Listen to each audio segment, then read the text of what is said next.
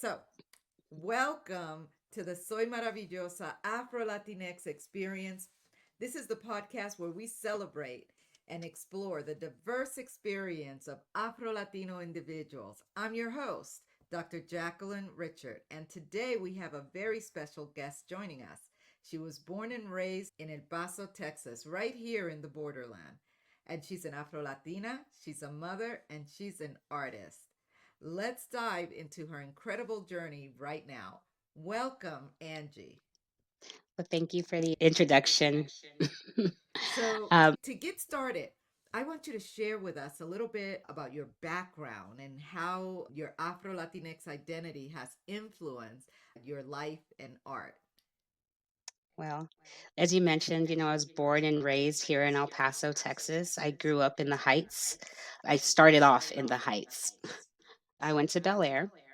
I was raised by my grandparents until I was about 5 years old. My mom was a really young mom. And my grandparents are the ones that taught me about my Hispanic culture. So Okay. you said the Heights, right? I've been in El Yeah. Paso like 6.5 years. I don't know exactly where the Heights is. Like, what part of El Paso is that? Okay. Over by the Villa Verde campus over there off of Hunter, Phoenix. It's like the Oh, Bel Air area. okay. I've never heard the Heights before. Yeah. So, which high school did you go to again? I went to Bel Air. You went to Bel Uh, Air, and yes. and so you were basically raised by your grandparents, who are they Mexican or what? My grandmother's Mexican and my grandfather's black. But my Okay, and grandfather was raised in the Segundo Barrio. So he speaks fluent Spanish. oh And like the wow. culture that we came up with in the house, if the female happens to be Latina, then the family is very Latino. So tell me about that experience growing up, being of African descent and being brought up in a Mexican and a Latino environment. Tell me about that at home, right? Yeah. So at home, I think it started off as something I didn't know I was any different from anybody else. I thought this was normal. My house was a rainbow. It wasn't until stepping outside of our home that I realized there's so much going on.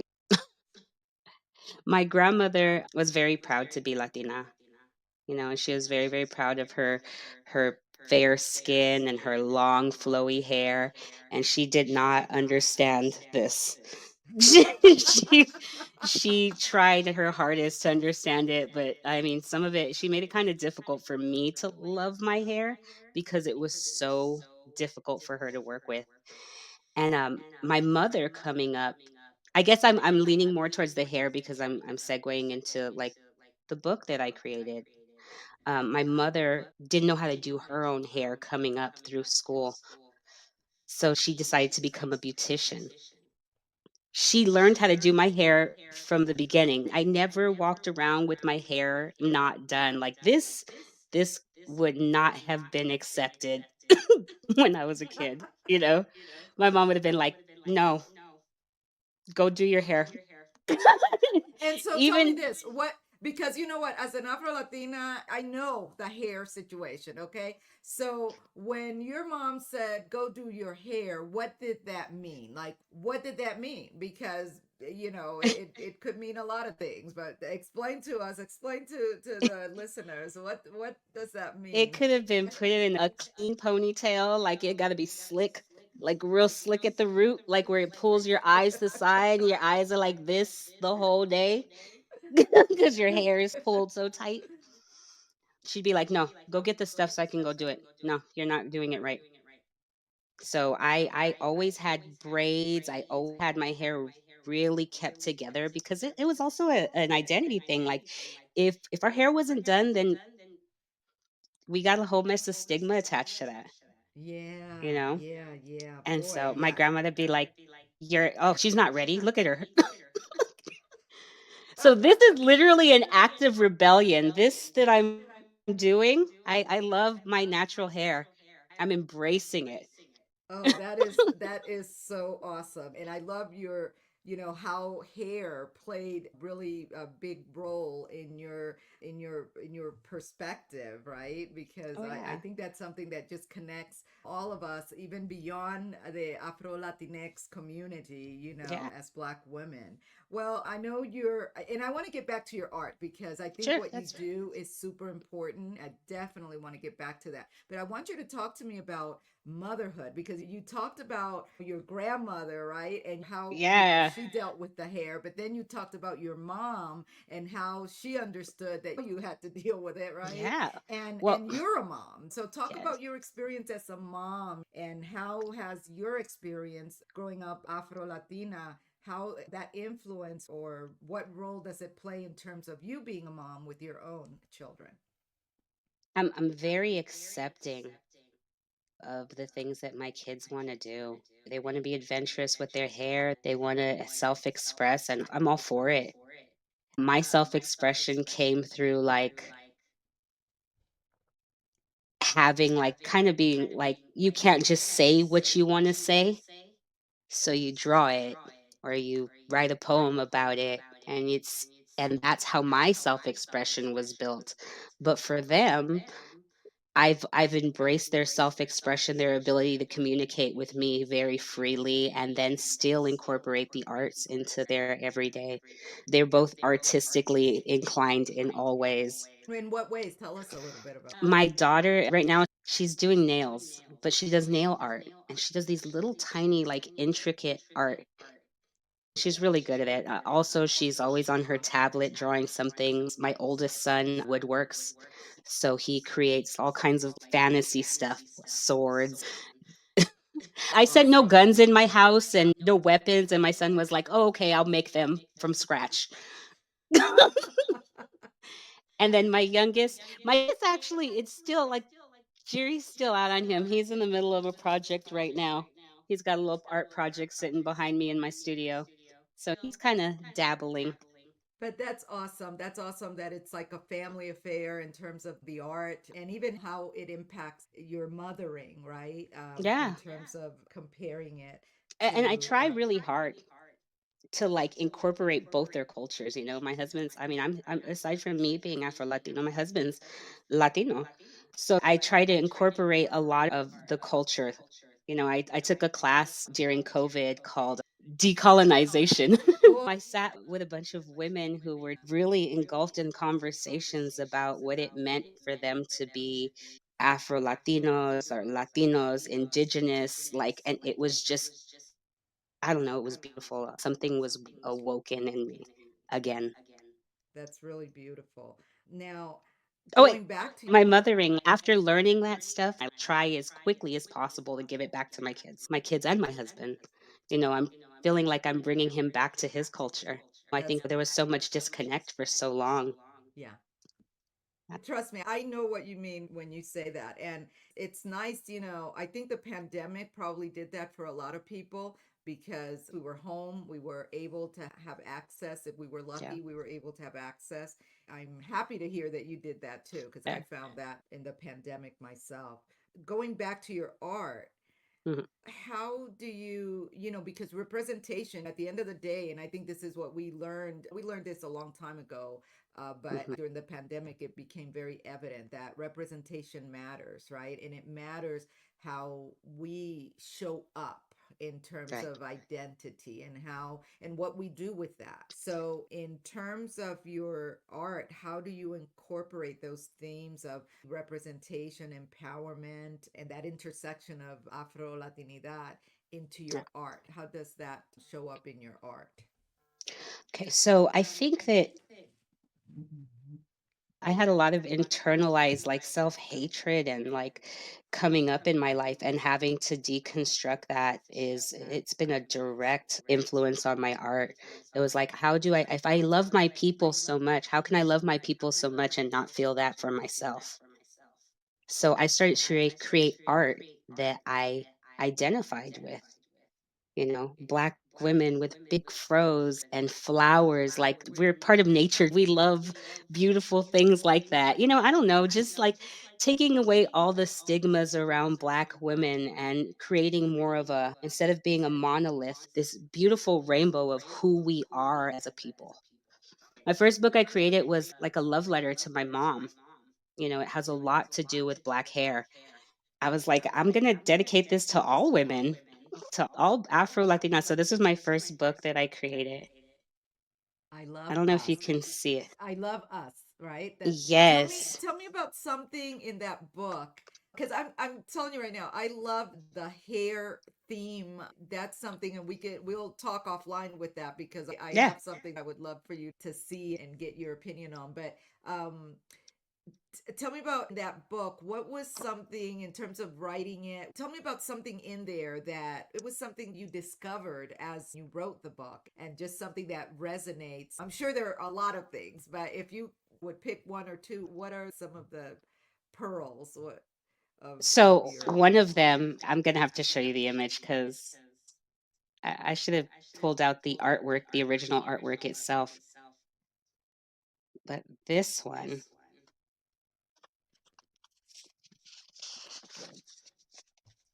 it's like an image of a girl having her hair braided.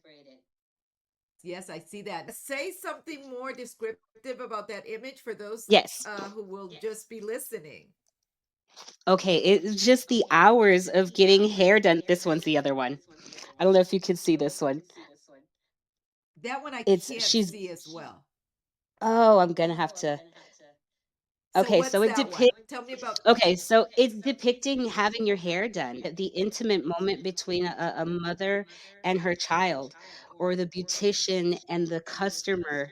You're having conversations and it's just happening. You're getting your hair braided and you're there for hours, for four, Hours. 5, 6, 7, 8 hours.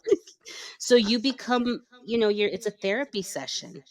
And I don't know, like our hair is just such an important, it's more than just getting your hair done. You're going in there for the therapy session and you're going to have a conversation with your beautician.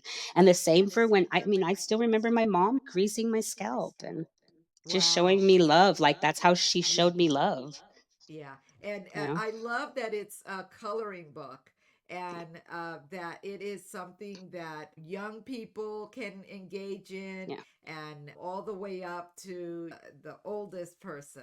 I think it's important for that kind of art to come from you as Afro Latina because, again, there's other lots of Afro Latina out there, but at the same time, there's also parents, probably in your grandmother's situation, right? That Yeah.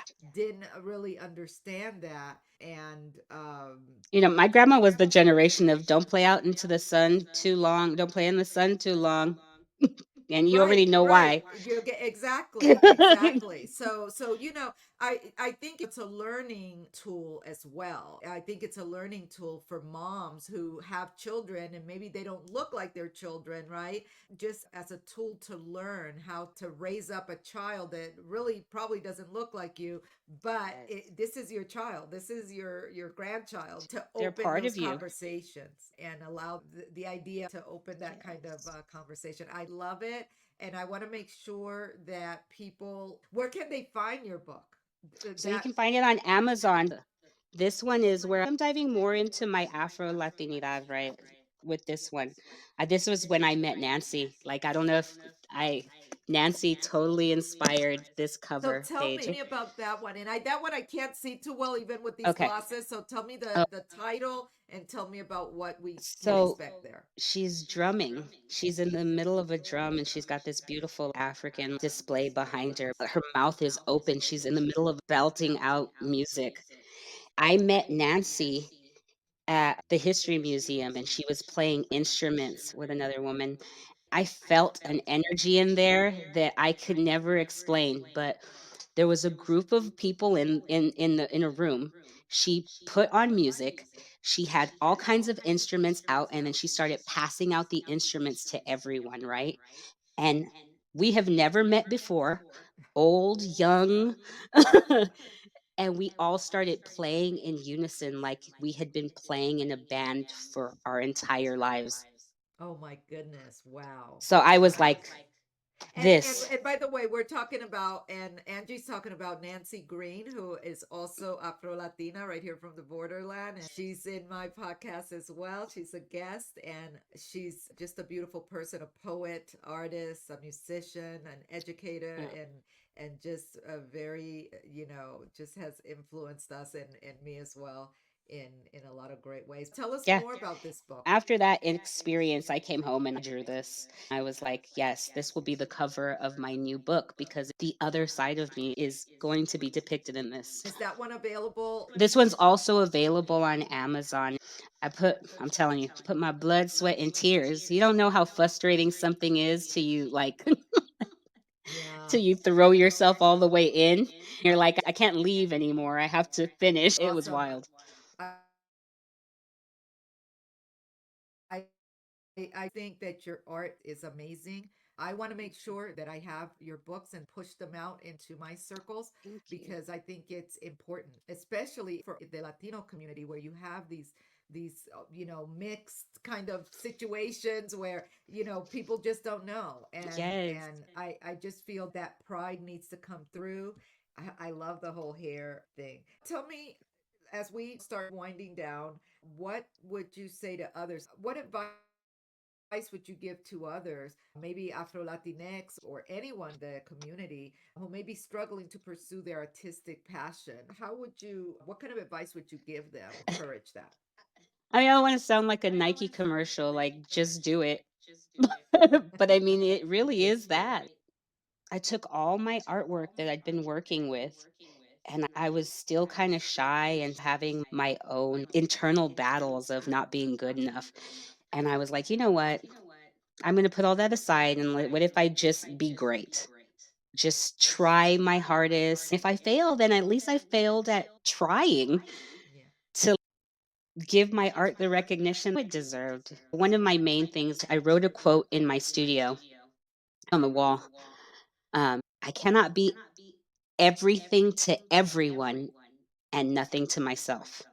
As a mother, I had given so much of myself to mothering, being a wife, a daughter, sister, to being a granddaughter, and I wasn't filling my own cup. I wasn't doing anything for me. And I think that's where I was messing up because I'm important too. Absolutely. I know for me during the pandemic, I learned a lot about filling my own cup, right? And so that's super important.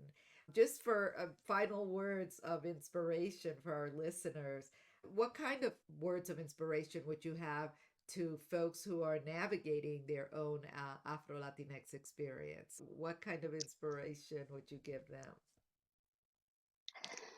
Huh. So I tend to be very like hippie and out there.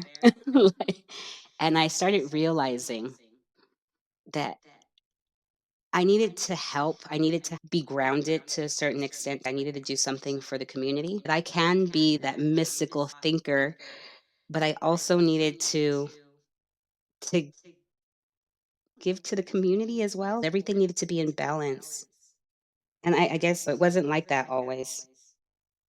Yeah. I mean, I know where you're coming from in terms of becoming more grounded and figuring out what your purpose is, right? Yeah, I think as Afro Latinas, I know for me, I'm still on that journey in terms of figuring out what that means and what right. my responsibility is to that, right? If there is a responsibility, what is it? I'm always curious to know what someone would impart to other people about this journey of Afro Latinidad. It's different for everybody. That's the great thing about being Afro Latino. Our journeys are just different. I want to give to the community in a way that I know how. And I think that if everybody figures out what they're good at, then they can do it in the way that they know how. But I think I'm shedding light on an experience, and I think that's helping. If everybody can figure out what it is that they do well instead of trying to force themselves to do things they don't do well, it's not fulfilling. That was my thought. That's really powerful, right? Because I think people need to really, it's kind of like being on a plane and putting on the mask first before you can help others, right? So if you Right. figure that out for yourself, share it Right. with the world and help somebody else along their journey. Well, I want to Yeah. say thank you so much for sharing your story, your insights, and obviously your books with us today. It Yeah. has been an enlightening conversation. And I Thank you. know that in the future we're going to do it again. And I look forward to that. So Yeah. thank you. Thank you for giving me the opportunity.